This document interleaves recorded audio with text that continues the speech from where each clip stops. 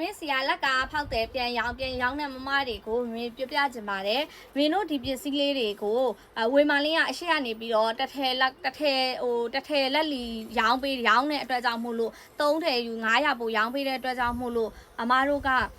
ပေါ့နော်ပြန်လိုက်ရောင်းလို့မရဘူးဝေမာလင်းမှာဆိုဘယ်စေအဲ့လိုမျိုးကိုမမတို့ကိုဝယ်သူတွေကပြောကြတယ်ဆိုအဲ့ဒါဆိုရင်မမတို့ကသူတို့ပြန်ရှင်းပြအမှာကညီမလေးတို့မှာဒေလီကမရှိဘူးအမားတို့စီမှာလာဝင်ဝေမာလင်းမှာဝင်ညီမတို့ဒေလီကပေးရမယ်အမားတို့အဲ့လိုပြန်ရှင်းပြ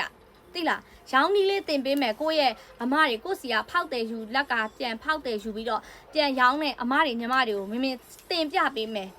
ညီမလေးတို့ပြီးတဲ့ခါကျရင်ဝေမာလင်းရနော်3ထည်ဆိုလို့ရှိရင်လည်းဘာရောင်ထည့်ပေးလဲဆိုတော့ तू မပြောဘူးနောက်ပြီးတော့ပစ္စည်းကနော်ဗီဒီယိုတွေကပဲမြင်ရတာငါညီမတို့အမားတို့ပစ္စည်းဆိုညီမတို့ကင်ကြည့်လို့ရတယ်တော်လားမတော်လားညီမတို့ကြည့်လို့ရတယ်ဟောစိတ်ကြိုက်ညီမတို့ရွေးလို့ရတယ်ဝေမာလင်းမှာဆိုလို့ရှိရင်ယူမယ်ဆိုရင်ဒါယူမယ်ဆိုဒါ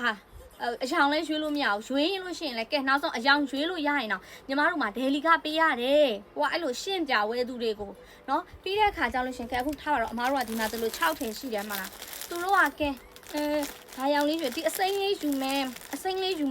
ဘယ်လောက်လဲဆိုတော့ထားပါတော့တစ်ထည်ကိုညီမလေးတို့က9000 6000တင်တယ်6000အနည်းဆုံးတင်လို့အမအမြဲတမ်းပြောရနော်6000တင်တယ်ဆိုဟဲ့ဝေမာလေးမှာ4000ပဲတင်တာလေဟုတ်တယ်ဒါပေမဲ့အဲ့ဒီမှာညီမလေးတို့ကဒေလီကပေးရတယ်အမတို့စီမှာဆိုဒေလီကမပေးရဘူးဒီလိုလုပ်လိုက်ညီမလေးရဲ့ဒီလို2ထည်ယူလိုက်ငါညီမလေးကိုအမတစ်ထည်ကို2000ထပ်လျှော့ပေးမယ်လေအဲ့ဒါဆိုလို့ရှိရင်ငါညီမလေးကိုမျက်စိလဲမြင်ရတယ်ဟုတ်တယ်မလားနော်ကင်လဲကြည့်လို့ရတယ်ဟောကိုနဲ့တော်မတော်လဲကြည့်လို့ရနောက်ဆုံးမတော်ဘူးအိမ်ပြန်ရောက်သွားအမပြန်လဲပေးမတော်ရင်ပြန်လဲပေးမယ်အဲ့လိုစားပဲလဲအမတို့ပေးထားတယ်ကိုမျက်စိနဲ့စိတ်ကြရွေးလို့ရတယ်ဒေလီကလည်းမကုန်ဘူးငါညီမလေးနောက်ပြီးတော့ရက်လည်းမဆောင်ရဘူးအခုယူအခုဟိုမှာဆိုလို့ရှိရင်တော့3-4ရက်စောင့်အောင်မယ်အဲ့လိုမျိုးလေးတွေပြောပြီးတော့ရောင်းကြည့်တစ်ထည်ရောင်းရမယ့်နေရာမှာ2ထည်ရအောင်ရောင်း2ထည်ဝယ်တဲ့သူဆိုလို့ရှိရင်အမ3ထည်ယူပါလားမင်းနောက်ထပ်ညီမနောက်ထပ်နော်ဒီမှာ1000ထပ်လျှော့ပေးမယ်2000ထပ်လျှော့ပေးမယ်လျှော့စမ်းပါသိလားဝေမာလင်းကလေအထည်ရောင်းတာလေအမြက်ကိုဘယ်တော့မှအမြက်ကိုအရင်မဖြစ်ဘူးဒီလမှာအထည်ရေဘလောက်ရောင်းမယ်အဲ့အထည်ရေရဖို့အတွက်ကိုအထည်ရေဘလောက်ရအောင်ရောင်းမယ်အဲ့ဒီအထည်ရေနဲ့ပဲအမြက်ကိုယူတာရှင့်